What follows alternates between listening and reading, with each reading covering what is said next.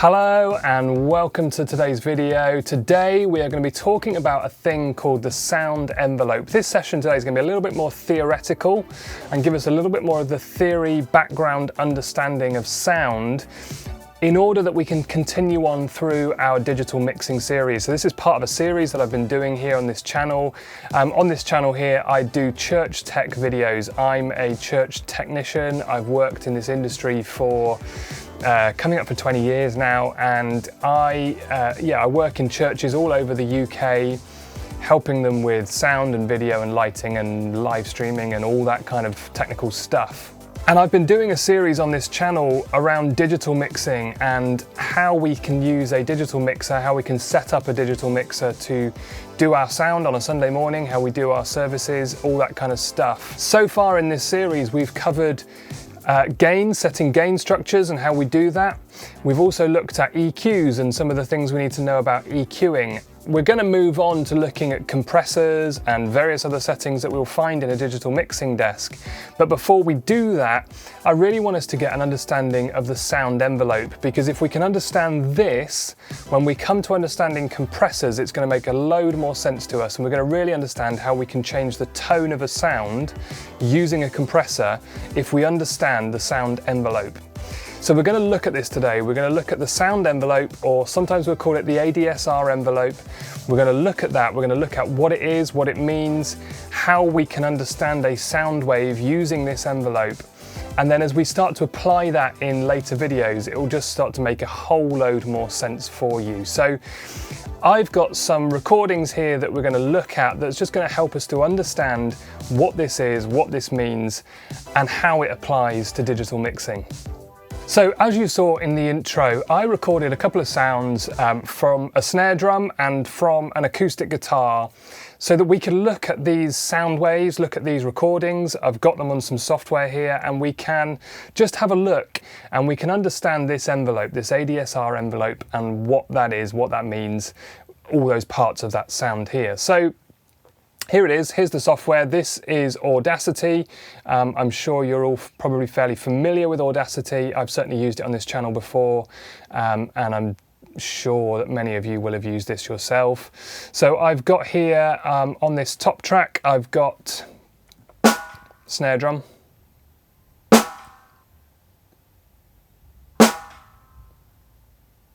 Okay.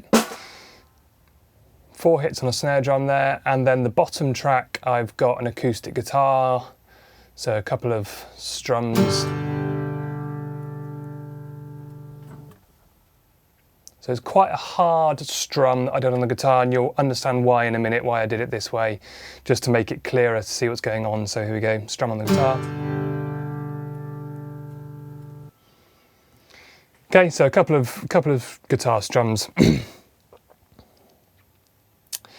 So let's have a look at this guitar. First of all, I'm going to start off with the guitar track here and understand what this ADSR thing is all about. So ADSR stands for attack, decay, sustain, and release. And they are 4 parts of a sound wave, and we're pretty much going to see them on every sound wave. Anything that goes through a mixing desk, any sound that we pick up, we're going to see these 4 parts of a sound wave happening. Now, different sounds are going to have a bigger, stronger attack, for example, whereas some softer sounds might have a much more gentle attack. We won't see it quite so much. So to greater and lesser extents, we're going to see more or less of some of these things. But again, this will all make sense as we look at this in a second. So with this guitar, the reason I did that very kind of hard strum on that guitar was so that we could see the attack. The attack is the first part of this sound wave. And if I zoom right in here, we will see right at the front end of this sound wave, this very big spike jumps up very suddenly right at the beginning, and that first initial part of our sound wave there is called the attack. And if I zoom in even further here, we'll see that really strong attack at the front end of our sound wave. And that's the first part of a sound wave. Anything that goes through your mixing desk, it's going to have that attack. And as I say, it's going to vary from sound to sound. If you imagine, for example, a bowed violin, that attack is going to be much more subtle. It's going to be much less, much smaller part of that sound wave. It's going to be almost a ramp up. It's not going to be a hard line like we're seeing here. We're going to see a very gentle curve as that comes in very slowly and gradually. On something like a guitar strum, or even more on a snare drum hit, we'll see in a minute, that attack is very hard. It's very in your face. It's right there. And we can see that with this sound wave here. That's a very sudden. We've gone from nothing before that sound to suddenly a very big sound. And that's a very strong, hard attack. Let's just have a look at the attack on that snare drum as well. So here's a snare drum hit up here. If we swap over to this one, and again, I'll just punch in on this track here, we can see exactly the same thing happening.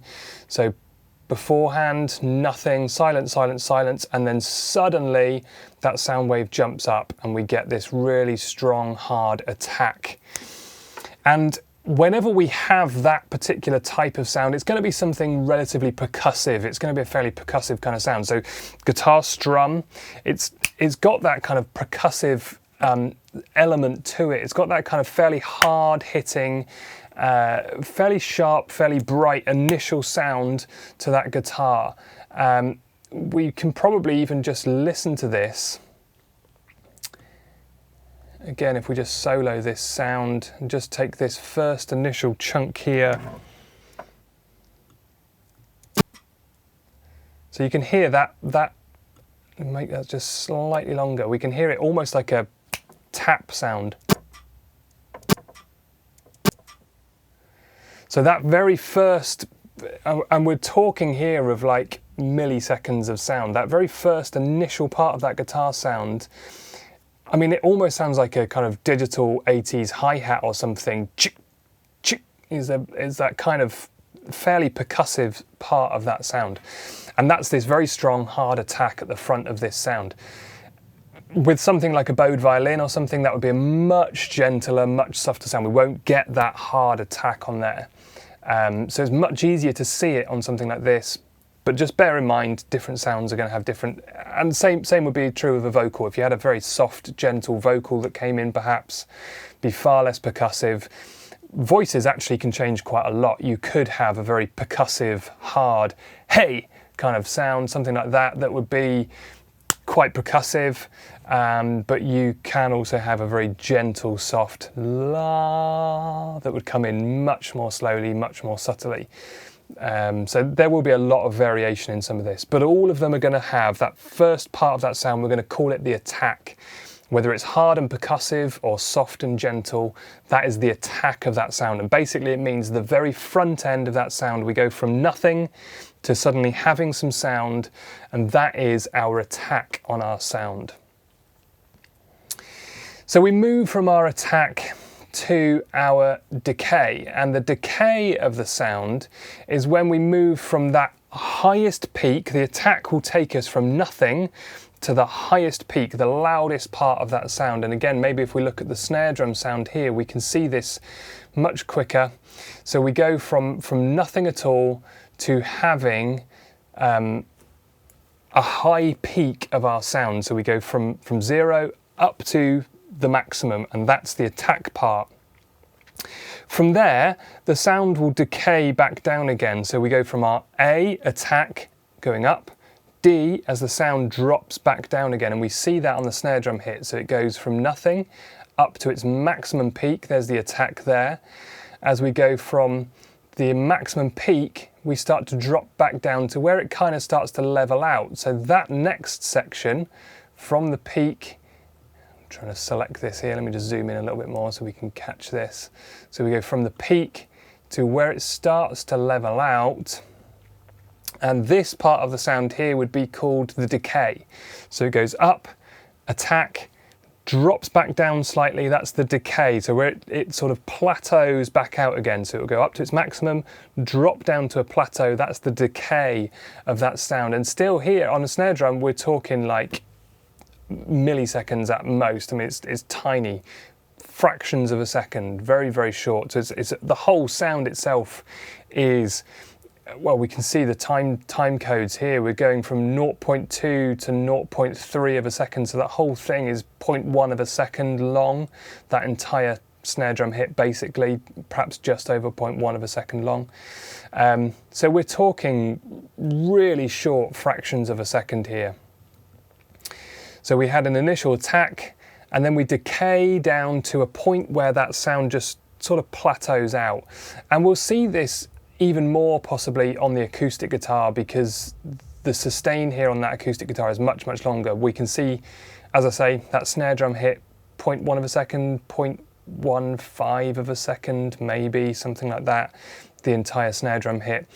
Our entire guitar strum here, so if we're looking at 0.3, and we're going off the screen here at the minute, let's just zoom out. So we're looking at 0.3 to maybe even 3 seconds long. So very nearly 3 seconds long, 2.5 seconds long, something like that, the entire strum of that guitar. So we've got a much, much longer time frame here, and we'll see more of this in a second. But that decay here is going to happen over a much longer period of time. So the decay of this guitar strum is probably going to happen. So from the initial attack, we're decaying over, let's do it on that track. From the initial attack, we're decaying perhaps more to somewhere around about here. Yeah, somewhere in this kind of area. It's very difficult to put this in exact points, but something like that perhaps is the decay here. So we're looking at a much longer time frame. So 0.3, there's 0.31, 0.32. Let's call it roughly 0.3 to roughly 0.4's there, 0.5. So maybe 0.2 of a second, that decay of this guitar. So a fairly hard initial attack, quite a short initial attack, fairly long decay. So very short attack time, fairly long decay time, okay? So hopefully you're following all this, you can see how this is working. So we've got our attack, we've got our decay, and again, from one sound to another, voices, violins, percussion, a floor tom hit, all of these things are going to have very different ADSR points. They're going to look longer and shorter. All these things are going to vary drastically from one sound to another, but you just need to understand how this is shaping our sound. So the attack, and then we go to the decay where it starts to drop, and then it will plateau. So once we hit our plateau point, we call this the sustain. So our guitar is probably sustaining from somewhere around about there to somewhere around about here. That's probably our sustain, something in that kind of area, perhaps slightly further forwards, but there you go, something like that. That's our sustain of our note. And that guitar strum sustains for a really long time. We've got quite a significant sustain there. So we're looking at, call it 0.5 through to 1.3 nearly even. So we've got almost a second of sustain here. So we've gone from talking like tiny fractions of a second. Our attack was really short, really fast, very quick attack there on this. Whereas we've got a sustain, the S, sustain, now hanging on for about a second-ish, roughly. So much, much longer time scale. Again, this is all relative, and if somebody's hanging on a very long note with their voice, that sustain could be much, much longer. A bowed violin could be much, much longer. You could be talking multiple seconds for that sustain of that note. With the snare drum hit, that sustain is negligible. So we go and take a look at this here. We've got our attack, which was perhaps that section of the note. Our decay, which is possibly to there, maybe. Like if we again look at the time scales that we're looking at here. Well, let's just punch in even more because we can barely even see that really. So 0.19. Let's go even further because we still don't really have much of reference here. So 0.192 to 0.20. I mean, these times here are just so minuscule. We're certainly talking less than less than 0.01 of a second, like just such a small bit of a second. That's our decay. And then we look at the sustain. We've possibly got a little bit longer of a sustain here. So the sustain for this snare drum hit going from maybe here to maybe about there. So the sustain here of this snare drum, remember this is the part where it kind of plateaus. It will roughly kind of hang on at a similar level. So we can see here that that's roughly, that snare drum hit there is hanging around at roughly the same velocity, the same kind of level there at that point. So we're talking here from about 0.2 of a second to 0.23 of a second. So we're maybe talking about 0.01 of a second here at this point. So still absolutely tiny fractions of a second that we're talking about for the snare drum hit, whereas we were talking about 1 second for the sustain on that guitar. So A is attack, D is decay, S is sustain. So far we've got a sound wave that goes up with the attack, starts to drop for a decay. It then plateaus and sustains for a certain period of time, and that could be like the snare drum hit, 0.01 of a second, the guitar sustain, about a second. These are going to change quite drastically depending on what the sound is that we're looking at here. And then we move into the final part of our sound, the R, and that is the release. And that's how quickly does it go from the sustain, that sort of roughly equal amplitude. It's just going to hang on, kind of plateau at that point for a certain length of time. And then it's going to drop from that back down to nothing again. And how long does it take to go from that sustain to release out to nothing again? And in the case of our snare drum hit here, so our release is kind of somewhere in here to somewhere around about there. I think at that point the sound's pretty much gone. So our release here is 0.23 to 0.32, nearly a second of release time on that snare drum. And that's where we get that real ring of that snare drum. And if we just listen to that for a second, it really doesn't hang around for very long at all in that snare drum example. But if we take a look on the acoustic guitar strum here, let's just zoom back out and bring this all back onto the screen. So we had our attack, we had our decay, we had our sustain. So the sustain here was for quite a significant length of time. And then you can see here where that level starts to drop out. So perhaps somewhere around about here, we can take that sound out, and it's kind of still ringing on for the entire length of this screen. It's kind of hard to see it on the resolution of this screen, but let's just see if we can enlarge that track a little bit and see if we can see it any more clearly if we make that a bit bigger. Yeah, so maybe it looks like that sustain of that note goes from somewhere around about there, and it's probably gone by about there-ish. So hard to work that out, but I'd say that's about the release on the acoustic guitar. So there we're looking at, well, let's just punch in again and see if we can get a bit more accurate time frame. Perhaps a bit too much. So 0.10, 0.11, 0.12, roughly 0.12 to 0.45. So we're talking multiple seconds here, 2-3 seconds. And we can just hear that ring of that note. Okay, so we've got a fairly reasonable release time on that acoustic guitar. So all of those parts of that sound are going to have a very different sound to them. So we've got the attack, short, sharp, punchy for something percussive. Again, it will change for different sounds. But the attack sound, the decay, the release and the sustain, they're all going to be different parts of that sound. They're all going to sound slightly different. and they are all going to have different tonal characteristics.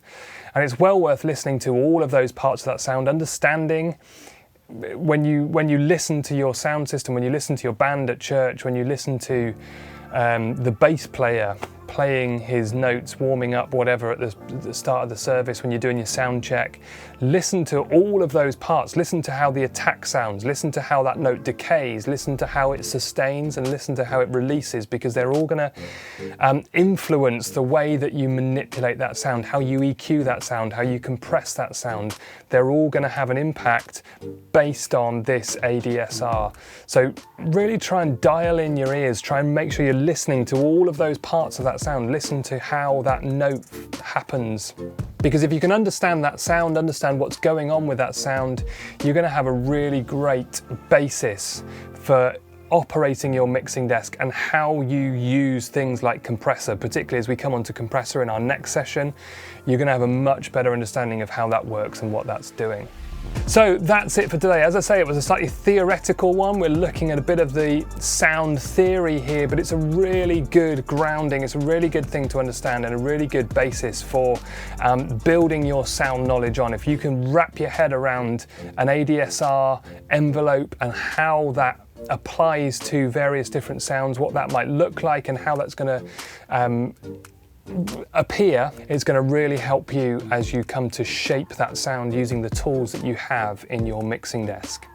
So if this video has been helpful to you, I would love it if you could give it a thumbs up, and if you can consider subscribing to this channel too, that would be great. As I say, we are in the middle of a digital mixing series, so if you use a digital mixer in your church and you want to know how to get the most out of it, do hit that bell icon, because you'll then be notified as more of these videos come out.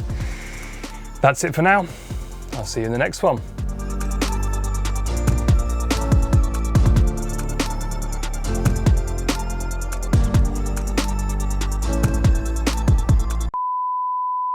Hello and welcome to today's video. So today I'm going to talk to you about something a little bit more theoretical. Today we're going to look specifically at what we call the sound envelope, or sometimes we'll call it the ADSR envelope.